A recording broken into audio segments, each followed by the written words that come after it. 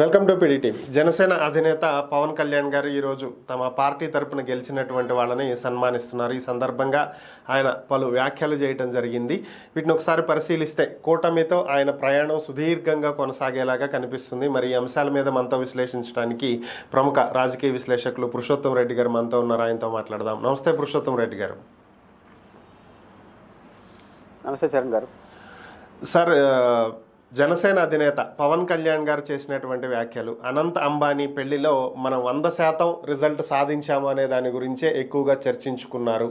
ఈరోజు కూటమి కలిసి ఉందంటే, బీజేపీ టీడీపీతో కలిసి ఏపీలో ప్రభుత్వం ఏర్పడిందంటే దానికి మనమే కారణం అని చెప్పి ఆయన ఒక పాయింట్ రైజ్ చేయడం జరిగింది. అంటే దీన్ని ఒక్కసారి నా వల్లే ప్రభుత్వం ఉంది అని చంద్రబాబుకి గుర్తు చేయటం అని అనుకోవాలా? నెంబర్ 1, పవన్ కళ్యాణ్ గారు చెప్పింది ఒక మాట వాస్తవం. ఈరోజు కూటమిలో బీజేపీ జనసేన చేరింది అంటే ఖచ్చితంగా అది వాళ్ళే పవన్ కళ్యాణ్ గారికి కారణం అని మనం మాట్లాడుకోవాలి. ఎందుకంటే ఆయన చంద్రబాబు నాయుడు గారు జైల్లో అరెస్ట్ అయిన రోజు నుంచి ఒక విస్పష్టమైన నిర్ణయం తీసుకున్నాడు. ఆ నిర్ణయంతో విభేదించవచ్చు, సమర్థించవచ్చు ఎవరైనా, కానీ పవన్ కళ్యాణ్ గారు ఎటువంటి పరిస్థితుల్లోనూ అపోజిషన్ ఓట్లు చీల్చనివ్వను, కాబట్టి జగన్మోహన్ రెడ్డి వారి ఓటమే నా లక్ష్యం, ఈ క్రమంలో ఎవరితోనే నేను కలుస్తాను అనే ఒక విస్పష్టమైన వైఖరి తీసుకున్నారు. ఆ రాజకీయ నిర్ణయంతో విభేదించచ్చు, దట్ ఈస్ డిఫరెంట్. కాబట్టి పవన్ కళ్యాణ్ గారు ఆ క్రమంలో కొన్ని అవమానాలు కూడా భరించాడు. ఎప్పుడు ఏదో ఒక పార్టీని మోయడమేనా, ఇంత పెద్ద స్టార్ అంటారు, 20 సీట్లు 15 సీట్లు 21 సీట్లు 30 సీట్లు ఏంది ఇది, ఇట్లాంటివి ఎన్ని విమర్శలు వచ్చినా ఆయన ఒకే నిర్ణయానికి ఉన్నాడు. ఎక్కడైనా తొణికిసలాడుంటే పొత్తు జరుగుండేది కాదు. కాబట్టి ఖచ్చితంగా పవన్ కళ్యాణ్ గారి యొక్క కృషి వల్లనే ఈ 3 పార్టీల కలయిక వచ్చింది. ఈ 3 పార్టీ కలయికల్లో బీజేపీ రాకుండా ఎలా ఉండో తెలియదు, కానీ పవన్ కళ్యాణ్ కానీ చంద్రబాబు నాయుడు గారితో పొత్తు పెట్టుకోకుండా ఉంటే కూటమి అధికారంలోకి రావడం కష్టమైండేది.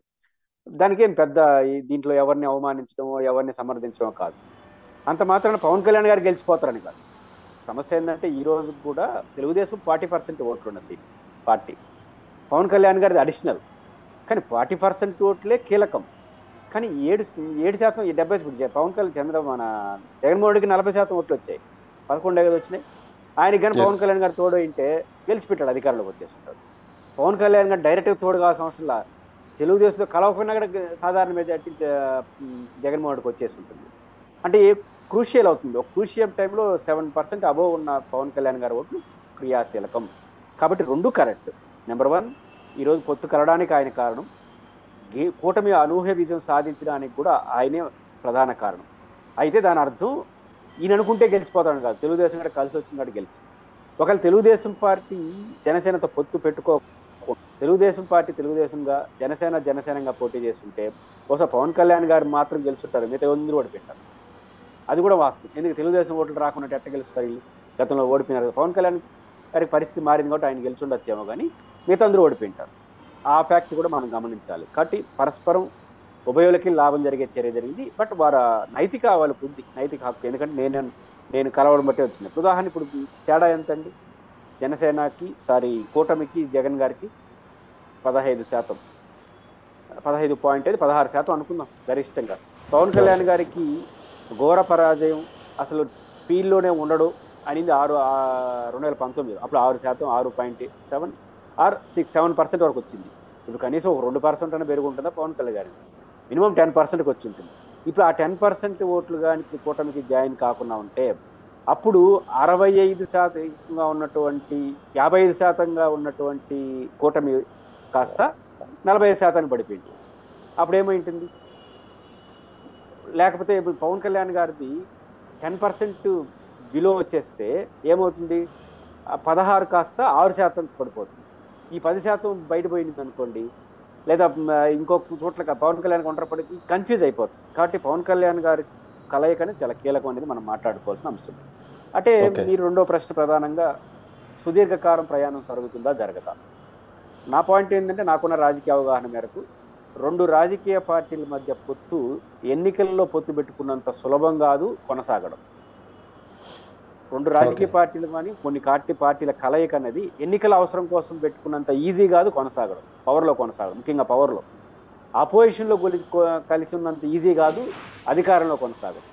ఇది భారతదేశ చరిత్ర మొత్తం అన్ని రాజకీయ పార్టీల చరిత్ర చూసిన. అది చంద్రబాబు గారు, పవన్ కళ్యాణ్ గారు మాత్రమే కాదు, భారతదేశంలో విలువలకు ప్రతీతగా ఉన్నటువంటి కమ్యూనిస్టుల పొత్తు కూడా అట్లే అయింది. కమ్యూనిస్టులు కాంగ్రెస్, టీఆర్ఎస్ కాంగ్రెస్, తెలుగుదేశం కమ్యూనిస్టులు ఏదైనా చూడండి, ఎన్నికల ముందు అధికారంలోకి రాముందు కలిసినంత సులభంగా అధికారంలోకి వచ్చినాక ఉండలేరు. అధికారం కోసం పొత్తు పెట్టుకున్నంత ఈజీ కాదు కలిసి ప్రయాణం చేయడం. ఎందుకంటున్నానంటే ఇప్పుడు పవన్ కళ్యాణ్ జగన్మోహన్ రెడ్డి గారికి మంచి ఇమేజ్ ఎక్కడ ఉంది? యూత్లో ఉంది. మీరు గమనిస్తే అపోజిషన్లో ఉన్నాం. పవన్ కళ్యాణ్ ప్రేమిస్తాం, జగన్ కొట్టేస్తాం, అదే కదా పవన్ కళ్యాణ్ గారు చెప్పింది. పవన్ కళ్యాణ్ అభిమానులు కూడా వేశారు. అంత ఫెరోస్ కారణం Jaganmohan Reddy is leader of opposition. కానీ పవర్లోకి వచ్చినాడు, యూత్ అంతా పోయింది. పవర్ వేరు, పోరాటం వేరు. ఇప్పుడు పవన్ కళ్యాణ్ గారు ఇప్పటి వరకు పవర్లో కూర్చోాల, పవర్లో ఉన్న పార్టీకి మద్దతు ఇచ్చాడు, కానీ ఇప్పుడు పవర్లో కూర్చున్నాడు. ప్రతికీ ప్రశ్నలే. ఇప్పుడు పవన్ కళ్యాణ్ గారు ఫెరోసస్గా కొన్ని విషయాలు మాట్లాడమని చూద్దాం. ఇప్పుడు జగన్మోహన్ రెడ్డి గారు ఉన్నప్పుడు ఇసుక పాలసీ దేనిపైన ఫెరోసస్ మాట్లాడాడు. ఇప్పుడు వచ్చి ఉద్యోగుల పెన్షన్ గురించి మాట్లాడమని చూద్దాం. 5 ఏళ్ళు జగన్ రఫ్ ఆడిచ్చాడు లీడర్ ఆఫ్ అపోజిషన్గా. ఇప్పుడు పొజిషన్లో ఉన్నాడు. ఇప్పుడు పెన్షన్స్ గురించి మాట్లాడమని చూద్దాం. ఎందుకంటే జగన్మోహన్ రెడ్డి గారు తెచ్చినటువంటి గ్యారంటీ పెన్షన్స్ చంద్రబాబు అమలు చేసేసాడు. దానికంటే మరి డేట్లు కూడా మారలా, డేట్లు ఫుల్ స్టాప్ కామాలు కూడా మారలా, యాజ్ ఇట్ ఈజ్కి ఇంప్లిమెంట్ చేసేసినారు. పవన్ కళ్యాణ్ గారు ఏమన్నారు గెలిచిన తర్వాత? నేను 1 ఇయర్ పాటు ఓల్డ్ పెన్షన్ స్కీమ్ అవకాశం ఉంటే ఓల్డ్ పెన్షన్ స్కీమ్ ఇస్తాం, లేదా మెరుగైనటువంటి పెన్షన్ స్కీమ్ ఇస్తాం. జగన్ గారు లాగా ఏకపక్ష నిర్ణయం తీసుకోం, అందరినీ విస్తృతంగా చర్చించి 1 ఇయర్లో దీన్ని సెటిల్ చేస్తాం. ఇది ఎక్కడోగా చంద్రబాబు గారి సమక్షంలో చెప్పినాడు ఫ్లోర్ లీడర్గా ఎన్నికైనప్పుడు. మరి ఈరోజు మిమ్మల్ని సంప్రదించారో లేదో కానీ మీరేం ప్రపంచాన్ని సంప్రదిస్తానన్నారు. ఇప్పుడు ప్రభుత్వం మిమ్మల్ని సంప్రదించడం లేదో గెజెట్ చేసేసింది. ఏది? జగన్ గారి ఫుల్ స్టాప్ కామాలు కూడా తేడా లేదు. మరి పవన్ కళ్యాణ్ గంభీరమైన ఉపన్యాసం చెప్పగలరా? ఏమని చెప్పాలి? ఇది కరెక్ట్ అని చెప్పాలి. కరెక్ట్ అంటే జగన్ ఆ రోజు ఎందుకు విమర్శించావా అంటారు, లేదు అని అనుకో బయట రా అంటారు. కాబట్టి ప్రతిపక్ష నాయకుడిగా పవన్ కళ్యాణ్కు ఉన్నట్టు ఎమోషనల్ అధికారంలో ఉన్నప్పుడు చేయలేరు. విమర్శించడం అంత ఈజీ కాదు, పాలించడం. ఇది ఒక ఉదాహరణ. పవన్ కళ్యాణ్ గారు అధికారంలోనే కొనసాగితే ఈ ఇమేజ్ కొనసాగుతుందా? ఇది ఒక ఇంపార్టెంట్ ఇష్యూ. అట్లా ఇప్పుడు ఇసుక పాలసీ ఉంది. ఇసుక పాలసీ ఓకే, ప్రజలకు ఎంత ఉందో మనం చూడాలి ఫీల్డ్లోకి వెళ్ళి. ఇప్పుడు తల్లికి వందనం ఉంది. మీరు చంద్రబాబు గారు కలిసి కూటమి కింద పైన పడుతున్నారు కదా. తల్లికి వందనం అంటే తల్లికేనా పిల్లలకా అని మీరు ముగ్గురు మాట్లాడినారు పెద్ద పెద్ద ఉపన్యాసాలు. జగన్ గారు ఒకటే ఇచ్చాడు, అది కూడా 1000 రూపాయలు కట్ చేసి 1500 కట్ చేసి 13,500 వచ్చారు. ఏ షరతులు లేకుండా అందరికీ ఇస్తామని ఇద్దరు మాట్లాడారు. ఇప్పుడు ఇవ్వగలరా? ఇస్తానని బయటకు వచ్చి చెప్పగలరా? ఇప్పుడు సోషల్ మీడియాలో, మెయిన్ మీడియాలో నిన్న రామానాయుడు గారు సాక్షి మీడియా పైన రెచ్చిపోయి, అంటే మంచోడే ఆయన పాపం, బాగా మాట్లాడినాడు. పవన్ కళ్యాణ్ గురించి ఉపన్యాసం చెప్పాను, అన్ని ఉపన్యాసాలు చెప్పేసి చివరికి ఏమన్నారు? పరిశీలిస్తున్నావు అన్నాడు. అంటే పరిశీలించేది ఏంది? అమలు చేస్తామని చెప్పాలి కదా. కాబట్టి ఈ ఇబ్బంది పవన్ కళ్యాణ్ గారికి ఉంటుంది. అదే మిత్రపక్షంగా కొనసాగు. మంచి మంచి పనులు చంద్రబాబు చేస్తారు, ప్రజలు ఆకర్షించే పనులు చంద్రబాబు గారు ఎవరైనా పవర్లో ఉన్నవాడు చేస్తారు. కానీ ఆ ఖాతా ఎవరికి పోతుంది తెలుసా? చంద్రబాబు నాయుడు పోతుంది. పెద్ద పార్టీ చిన్న పార్టీల సావాసం ఎట్లుంటుందంటే మంచి అంతా పెద్ద పార్టీకి పోతుంది, సమస్యలన్నీ చిన్న పార్టీకి తీసుకుంటాయి. నువ్వేం చేస్తున్నావు అని అడిగేది. చేసిన దాంట్లో ఖాతా అంతా మంచి పెద్ద నెంబర్ 1 పొజిషన్కి వెళ్ళిపోతుంది. ఇది రాజకీయ పార్టీలో ఉన్న వైరుధ్యం. కాబట్టి ఇప్పుడు పవన్ కళ్యాణ్ గారు దీర్ఘకాలం కొనసాగుతారా లేదని వారిష్టం. బట్ కొనసాగితే వచ్చే నష్టాలు ఇవి. దీన్ని ఫేస్ చేయడానికి సిద్ధపడుతున్నాడా? ఇవన్నీ సిద్ధపడతారా లేదా? ఇంకా రాబోయే కాలంలో ఇంకేం జరగబోతాయి?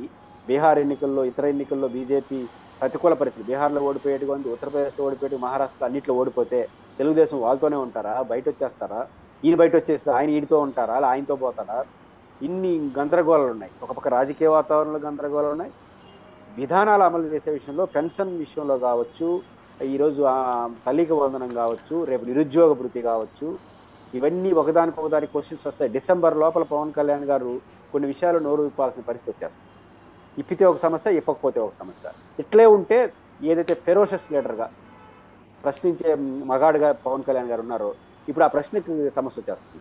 ప్రశ్నిస్తే మిత్రపక్షంతో గొడవ, ప్రశ్నించకపోతే ఈయన అధికారంకి వచ్చినాక బోలే ప్రశ్నించాడు, ఇప్పుడు ఏమో అట్లా అయిపోయినాడు అంటారు. యూత్ వెళ్ళిపోతున్నాయి. ప్రధానంగా పవన్ కళ్యాణ్, ఇప్పుడు జగన్ గారికి ఎట్లయితే యూత్ ప్రతిపక్షంలో ఉన్నప్పుడు ఫెరోషియస్ లీడర్గా ఉన్నాడు, అధికారంకి వచ్చినప్పుడు పోయింది. కాకపోతే ఆయనకి పేదలు ఇల్లు ఉన్నారు 40% ఓట్లు వచ్చాయి. పవన్ కళ్యాణ్ గారికి అది ఉండదు, ఆయనకు ఉన్నదే యూత్. ఎంత బాగా ప్రశ్నించే ఎట్ అయిపోయాడు. నిరుద్యోగ వృత్తి, నోటిఫికేషన్స్, ప్రధానంగా నేను ముందు చెప్పినట్టు జీపీఎస్, ఈ విషయాల్లో పవన్ కళ్యాణ్ గారు ఫార్వర్డ్ స్టెప్ తీసుకుంటే ఒక సమస్య, తీసుకోకపోతే ఒక సమస్య. కాబట్టి పవన్ కళ్యాణ్ గారు శాశ్వతంగా ఆయనతో కలిసి ఉండడం అంటే శాశ్వతంగా నష్టపోయే పరిస్థితులు వస్తాయి కొన్ని సందర్భాల్లో. కాబట్టి ఇవి గందరగోళం ఉంటాయి. చూద్దాం, ఇంకా కొంత వెయిట్ చేయాలి. ఆయనకైతే ఇప్పటివరకు విడిపోతారనలేం. జాతీయ రాజకీయాల్లో వచ్చే మార్పులు, తెలుగుదేశం ప్రభుత్వం ప్రతిపాదించే విషయాల పట్ల పవన్ కళ్యాణ్ గారి రియాక్షన్స్, ఇవన్నీ బట్ ఆధారపడి ఆయన రియాక్షన్స్ అన్నిటిపైన ఏమీ రియాక్ట్ కాకుండా ఉంటే ఇమేజ్ తగ్గే అవకాశం ఉంది. రియాక్ట్ అయ్యి బయటకు వస్తే మనుగడ ఒక సమస్య అయిపోతుంది. కాబట్టి పవన్ కళ్యాణ్ గారికి కాబట్టి ఇవన్నీ ఉంటాయి, కొంత టైం తీసుకుంటారు. బట్ కలిసి ఉండడం నేను ముందు ప్రారంభంలో చెప్పినట్టు ఎన్నికల అవసరాల కోసం కలిసినంత ఈజీ కాదు అని మాత్రం నేను ఖచ్చితంగా చెప్పగలను. ఓకే సార్, అయితే చివరిగా ఒక ప్రశ్న. పవన్ కళ్యాణ్ గారు చెప్పినటువంటి మరొక అంశం ఏంటంటే, కేంద్రంలో మంత్రి పదవి ఇస్తాము వచ్చేయమని మోదీ గారు అడిగితే నాకు రాష్ట్రమే ముఖ్యం అని చెప్పి నేను పదవి వదులుకుని ఇక్కడ ఉన్నాను అనేది ఆయన చెప్పినటువంటి అంశం. మరి ఒకవేళ భవిష్యత్తులో టీడీపీ నుంచి జనసేన విడిపోయిన బీజేపీతో కలిసి సెంట్రల్కి వెళ్ళిపోయే అవకాశం ఉందంటారా? ఒకటి, జనసేన అధ్యక్షుడు పవన్ కళ్యాణ్ గారు చెప్పిన దాంట్లో నేను కేంద్రంలో మంత్రి పదవి ఇచ్చినా నేను పోలేదు అనేది నిజానికి కేంద్ర మంత్రి పదవి అనేది రాష్ట్ర కేబినెట్ మంత్రి కన్నా చాలా పెద్దది. ముఖ్యమంత్రితో సమానమైనటువంటి హోదా నేషనల్ పదవి. ఒక లాభం, ఒక నష్టం. ఇప్పుడు ఆయన తీసుకున్న నిర్ణయం, లాభం ఏంటి? ఆంధ్రప్రదేశ్లో ఆయన క్రియాశీలకం లేకుండా ఢిల్లీకి వెళ్ళిపోతే ఆంధ్రప్రదేశ్లో పార్టీని పట్టించుకున్నాడు. పవన్ కళ్యాణ్ అనే పర్సనాలిటీ ఆడ మంత్రివర్గంలో ఉన్నారు కాబట్టి డిప్యూటీ సీఎం గౌరవం, వాళ్ళ మంత్రులు కూడా ఈయన చుట్టూ తిరుగుతుంటారు. ముఖ్యమంత్రి డిప్యూటీసీ సమానం ఉంటుంది. ఆ పార్టీ క్యాడర్కి ఒక ఆత్మగౌరవం, పార్టీని నడపడం ఇవన్నీ జరుగుతాయి. ఇది లాభం. కలిసి పవన్ కళ్యాణ్ గారు ఏదైతే కేంద్రానికి పోకుండా ఇక్కడ ఉంటే. కానీ కేంద్రానికి పోకపోవడంలో ఒక నష్టం ఉంది. అదేంటంటే ఇప్పుడు ప్రతిదానికి ఆయన బాధ్యత. నేను ముందు చెప్పాను కదా, 1, 2, 3, 4 ప్రతిదానికి రోజు సమాధానం చెప్పుకుంటా ఉన్నారు. అలా కాకుండా వీళ్ళు మంత్రివర్గం సభ్యులు ఉండేవాళ్ళు ఇద్దరిని పెట్టేసి ఢిల్లీలో కూర్చోని అనుకోండి, ప్రతిదానికి సమాధానం చెప్పాలి అంటే ఆ పర్సనాలిటీ ఉన్నాడు కదా. మనోహర్ గారు ఎంత సీనియర్ మాజీ స్పీకర్ అయినా ఈయనకున్న ఇమేజ్ వేరు. ఢిల్లీకి పోతే ప్రభుత్వంతో వచ్చే సాధారణ సమస్యలు ప్రతిదానికి ప్రస్తుతం సమాధానం చెప్పాలి కదా. నేను ఇంతకు ముందు చెప్పినట్టుగా వాటన్నిటికీ సమాధానం చెప్పుకునే అవసరం ఉండదు. అదొక చిన్న ఎసులుబాటు. అంటే కేంద్రంలో పోయి ఉంటే ఎసులుబాటు, పోకపోకుండా ఇక్కడ ఉండడం వల్ల సానుకూలం. అంటే రెండు ఉంటాయి రాజకీయాల్లో. కాబట్టి వారు చెప్పినట్టు కేంద్రంలో పోకపోవడం వాళ్ళ రాజకీయ మనుగడ రీత్యా రాష్ట్ర ప్రయోజనాలు వాళ్ళు అంటారు కానీ ఉండొచ్చు మేబీ. కానీ మెయిన్ ఫోకస్ ఆయన రాష్ట్ర ప్రయోజనాలు చంద్రబాబు గారు నేనేం చేస్తాను. ఇప్పుడు నెంబర్ 1 ఇప్పుడు ఈయన మాట ఈనేటిగా ఉంటే జీపీఎస్ మీకు తెలియకుండా ఎట్లా చేస్తారు, లేదా నాకు తెలిసే చేశారు ఇది నేను చెప్పానని చెప్పగలరా? ఇంతవరకు నిజంగా ఆయన చెప్తే చేస్తుంటే ట్విట్టర్లో పెట్టుంటాడు కదా ఇది నా మాటకి వినబడి జరిగిందని.